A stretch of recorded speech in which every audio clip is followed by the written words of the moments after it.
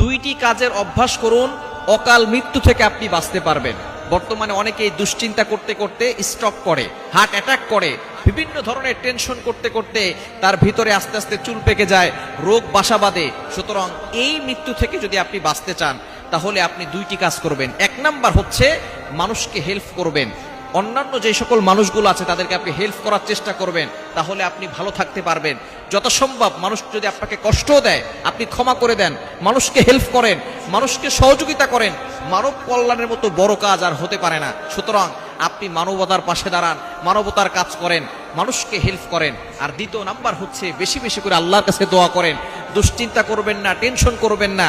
20 বছর আগে আপনাকে একজন কষ্ট দিয়েছে, 20 বছর পর্যন্ত আপনি আপনার বুকের ভিতরে এটাকে জমায়ে রাখছেন যে আল্লাহ অমুক আমাকে কষ্ট দিয়েছে, ওকে আমি ছাড়বো না। খবরদার, আপনি মানুষকে ক্ষমা করে দেন, আল্লাহ আপনাকে ক্ষমা করে দিবে। যারা অতীতের কষ্ট বুকে চাপা দিয়ে রাখে তারা কখনো ভালো থাকতে পারে না, আস্তে আস্তে তারা অসুস্থ হয়ে পড়ে।